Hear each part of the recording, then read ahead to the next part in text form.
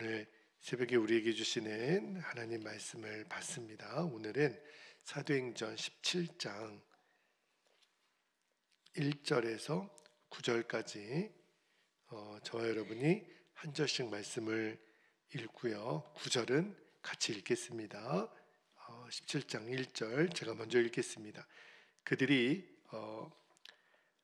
암비볼리와 아볼로니아로 다녀가 데살로니가에 이르니 거기 유대인의 회당이 있는지라.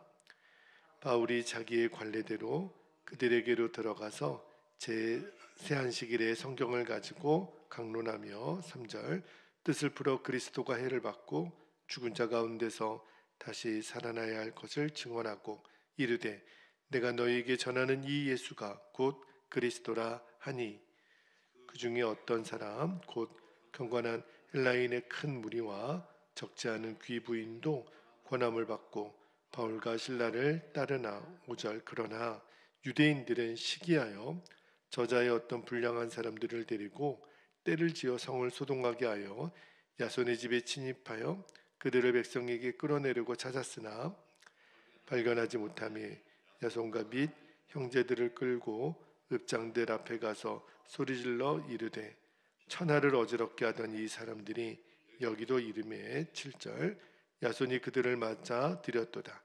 이 사람들이 다 가이사의 명을 거역하여 말하되 다른 임금 곧 예수라는 이가 있다 하더이다 하니 무리와 읍장들이 이 말을 듣고 소동하여 9절 함께요.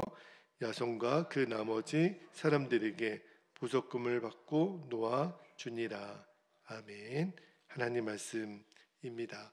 자, 오늘 새벽에는 설교 제목이 복음의 능력으로 사는 성도 이렇게 정해봤는데 오늘 우리가 나누고 싶은 핵심 교회와 성도들이 바로 데살로니가 교회 성도들이에요. 자, 이제 오늘부터 우리가 사도행전 17장으로 들어가는데 이제 사도 바울 일행이 본격적인 2차 전도 여행이 이제 왕성하게 일어나는 시점입니다.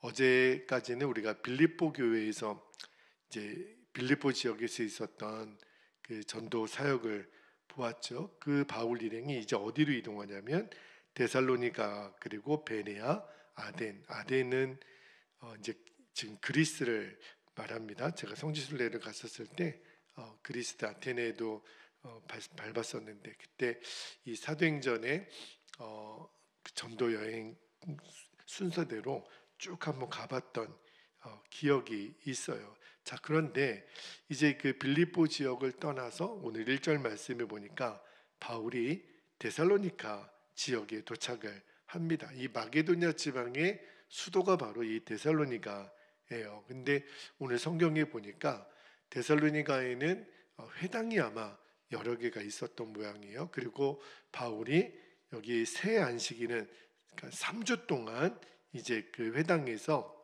이제 복음을 전했던 것 같습니다. 그런데 4절에 보니까 바울과 실라가 전하는 복음을 듣는 이들이 있어요. 여기 보니까 경건한 헬라인의 큰 무리 그리고 적지 않은 이 귀부인들이 예수님을 믿고 그리스도인이 됩니다.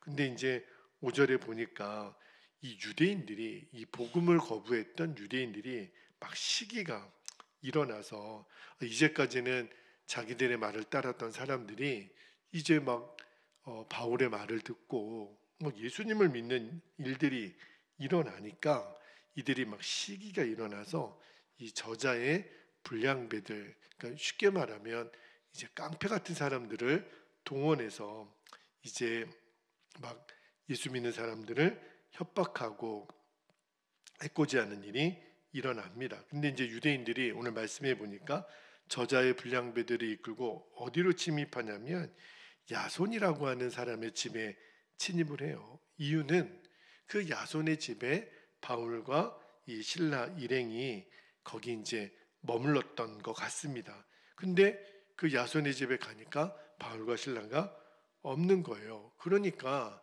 바울과 실라 대신에 그 야손의 집에 있었던 형제들을 이제 끌고 이제 읍장들, 당시에 이제 그 읍을 다스리는 지도자들에게 끌고 가요.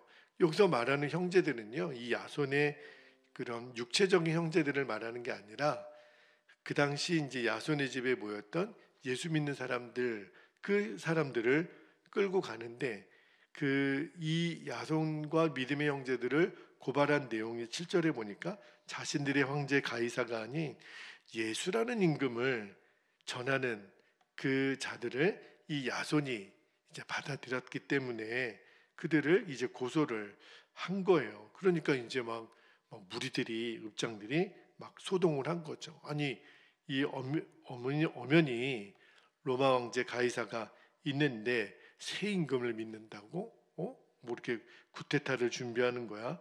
그리고 이제 이 야손의 집에 있었던 믿음의 사람들을 이제 결박하고 이제 핍박을 하는 거죠. 그런데 나중에 보니까 이 데살로니가의 그 관리들이 바울과 실라는 없잖아요. 그들은 일단 없고, 그리고 그들을 이렇게 맞아들였다라는 것만으로는 이 야손과 그 성도들을 붙잡아둘 수가 없기 때문에 그냥 보석금만 받고 이렇게 놓아 줍니다. 참 정말 이렇게 복음을 반대했던 유대인들이 너무너무 강교하죠. 시기심으로 바울과 신라를 해하고자 불량배를 동원하고, 또 바울과 신라가 그런 일을 하지도 않았는데 무슨 정치적인 그런 반역을 일으키는 것처럼 모함하고, 그러니까 이게 오늘 그 본문에 나오는 이 바울과 신라가 복음을 전했을 때 지금 당했던 일을 오늘 기록하고 있는 내용이에요. 근데 오늘 읽지는 않았지만 10절에 보면 이 데살로니카에 있는 성도들이 이 바울과 신라를 할 수 없이 어디를 보내냐면 베레아로 보냅니다. 그러니까 이 데살로니카 지역에서의 바울의 전도 사역은 그렇게 길지 않아요. 한 3주에서 길게 봐야 한 달 정도. 그러니까 뭐 어떤 사역의 열매도 별로 없어 보이고 너무 짧은 시간이니까, 그러니까 데살로니카에서의 사역은 마치 실패한 것처럼 보이기도 합니다. 그러니까 열심히 3주 동안의 안식일에 복음을 전했지만 유대인들이 거의 막 소동을 일으키니까 데살로니카에서는 빨리 좀 떠나야만 했어요. 그러니까 이 짧은 시간 동안에 복음을 전하고 떠나야 됐으니 실패한 것처럼 보이지만, 그런데 이 한 달 동안요, 어쨌든 그 헬라인의 큰 무리, 이방인들이죠. 그리고 적지 않은 이 귀부인들이 예수님을 믿고 그리스도인이 됐다라는 거예요. 이게 무슨 말이냐면 이 데살로니카 교회에 그 모인 성도들 중에 제일 예수님 믿은 지 오래된 사람이 한 달도 안 된 거예요. 그러니까 진짜 초신자들만 모여 있는. 1차 전도 여행 때는 그래도 바울이 가는 데마다 장로들을, 물론 그들도 예수 믿는 사람 믿은 지 얼마 안 됐지만 그래도 이제 장로들도 세울 수 있는 그런 여건이 있었지만, 데살로니가 지역에서는 그럴 수도 없었던 게 너무 급하게 이 바울 일행이 쫓겨가야 되는 상황이니까. 그러니까 이 데살로니가 교회는 남아서 누가 성경도 없었지만 말씀을 가르칠 사람도 복음을 제대로 전해주고 이끌어줄 성도가 전혀 없었던 교회가 바로 이 데살로니가 교회예요. 자, 이 유대인들이요, 얼마나 바울의 그 전도를 회방했는지. 옛날에 바울이 사울이었을 때 예수 믿는 사람들 잡아다 죽이는데 열심히 있었던 사람이었잖아요. 그런데 그 못지않게 유대인들이 바울을 그렇게 쫓아다니면서 회방을 하는데, 이제 바울이 데살로니카를 떠나서 베레아로 가잖아요. 아니, 베레아까지 쫓아가요. 한 80km 정도 떨어진 그곳까지 쫓아가서 바울을 핍박합니다. 그러니까 이 데살로니카에 남아있는 성도들을 이 유대인들이 얼마나 핍박했어요. 그러니까 이 데살로니가 교회를 보면, 자, 목회자도 없죠. 성도를 이끌어줄 지도자도 없죠. 예수 믿은 지 얼마 되지도 않았죠.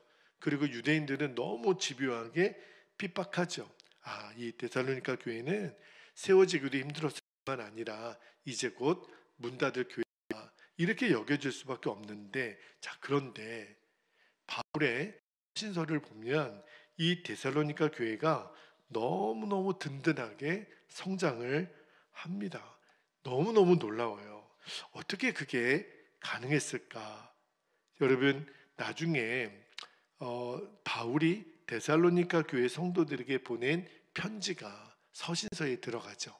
데살로니가 전서, 후서. 그러니까 바울이 이제 베레아를 지나서 아덴을 지나서 나중에 어디로 가냐면 고린도로 가요. 고린도에서도 교회를 세우는데 거기에 1년 6개월 정도 머물면서 이 데살로니가 교회에 편지를 합니다. 그게 이제 데살로니가 전서, 데살로니가 후서인데 그 편지에 어떻게 얘기를 하냐면 자, 데살로니가 전서 1장 3절을 한번 볼게요.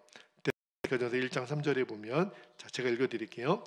너희의 믿음의 역사와 사랑의 수고와 우리 주 예수 그리스도에 대한 소망의 인내를 우리 하나님 아버지 앞에서 끊임없이 기억함이니 그래요. 그러니까 칭찬을 너희에게 믿음의 역사가 있고 사랑의 수고가 있고 예수님을 향한 소망의 인내가 있었다. 그렇게 데살로니가 교회를 바울이 평가를 하죠. 그러니까 이 믿음, 소망, 사랑의 역사가 데살로니가 교회에 있었다는 거예요. 여러분, 바울이 여러 교회에 편지를 하면서 이렇게 칭찬한 교회가 없어요. 그 정도로 데살로니가 교회는 주님이 기뻐하시는 교회다. 근데 바울이 어떤 증언을 하냐면 바울에게만 칭찬받는 교회가 아니라 자, 데살로니가 전 1장 7절 8절도 한번 볼게요. 7절 8절에 보면 그러므로 너희가 마게도냐와 아가야에 있는 모든 믿는 자의 본이 되었느니라. 8절도 볼게요. 주의 말씀이 너희에게로부터 마게도냐와 아가야에만 들릴 뿐 아니라 하나님을 향하는 너희 믿음의 소문이 각처에 퍼졌으므로 우리는 데살로니가 교회 성도들 너무 대단하다. 너무 칭찬을 하는 거예요. 바울뿐만 아니라 모든 지역에 있는 사람들이 그 교회를 칭찬하고 그 영향력이 크다라는 거예요. 여러분, 상황만 보면 데살로니가 교회 상황이 너무너무 힘들고 열악했잖아요. 바울이 3주 정도밖에는 말씀을 못 전했어요. 예수 믿는 사람들이 생기긴 했지만 그런데 이렇게 시간이 지나고 나서 이렇게 든든하게 교회가 세워지고 정말 주님이 기뻐하시는 교회가 됐다라는 거예요. 이렇게 말씀을 묵상하면서 야, 참 대단하다. 어떻게 이런 일이 일어나지? 그러면서 마음의 소원이 되는 게 주님, 정말 우리 베델 교회가 데살로니가 교회 같이 정말 주님이 칭찬하시는 교회가 되게 해주십시오. 그런 기도가 나오더라고요. 이 교회는요, 말씀을 전해줄 목회자도 없었어요. 그리고 핍박도 얼마나 극심했는지. 그러니까 전도가 되기가 어려운 지역, 복음이 전해지기가 어려운 지역. 사실은 지금 익산의 영적인 형편도 만만치가 않아요. 또 저희 교회가 있는 이 지리적인 위치도 상권도 많이 죽어 있고 참 이렇게 복음 전하기가 어려운 그런 형편의 교회지만 그러나 제가 이 데살로니가 교회를 읽으면서 핑계 댈 수가 없겠다. 그렇죠? 아니 적어도 우리는 복음을 전하지 못하더라 핍박을 당하지는 않잖아요. 그죠? 우리에게는 또 이렇게 목회자도 있고 성경도 있고 그죠? 우리가 데살로니가 교회에 비교해 보면 복음 전하기 어렵다, 힘들다. 이거는 정말 너무 사치스러운 이야기예요. 참 어떻게 데살로니가 교회는 이런 어려운 형편, 이런 열악한 형편인데도 이렇게 주님이 기뻐하는 교회로 성장할 수 있었을까? 이 말씀을 준비하면서 마음에 딱 와닿는 것이 이게 복음이 가지고 있는 능력이구나. 그러니까 복음 자체가 능력이라는 거. 그러니까 우리가 예수를 얼마나 오래 믿었느냐는 그렇게 중요하지가 않습니다. 중요한 거는 지금 내가 예수님을 어떻게 믿고 있는가. 그죠? 내가 아무리 오래 믿었던들 여러분 데살로니가 교회 성도들은요. 정말 통해서 제가 이 진리를 확인할 수 있겠더라고요. 믿음의 연수가 짧아도 그게 문제가 되지가 않아요. 이미 말씀드린 것처럼 데살로니가 교회 성도들은요, 예수 믿은 지 한 달도 채 안 된 초신자들 중에 초신자. 그런데 이들의 믿음이 여기 보니까 마게도냐뿐만 아니라 아가야에 있는 모든 성도들의 본이 되었다. 어떻게 이렇게 짧은 시간에 이런 역사가 일어날 수 있을까? 그러니까 데살로니가 교회 성도들은요, 복음을 있는 그대로 믿은 거예요. 그죠? 정말 하루하루를 또 그 복음으로 살았던 거예요. 여러분, 어제도 말씀드렸지만 복음이 뭐예요? 죽을 수밖에 없는 내 죄를 예수님이 대신 짊어지고 십자가에서 죽으시고 부활하심으로 이제 내 모든 죄와 사망의 문제가 해결이 됐잖아요. 우리가 하나님의 자녀가 되어서 이제는 지금 죽어도 우리는 하나님 나라의 백성으로 예수님 부활하신 것처럼 영원히 주의 나라에서 사는 것, 이것이 우리가 구원받은 그 복음의 핵심이라고 제가 어제도 말씀을 드렸죠. 그런데 구원받았다, 우리가 예수 믿고 용서받고 그리고 죄사함 받아 이제 우리가 천국에 들어간다, 이것만이 전부가 아니에요.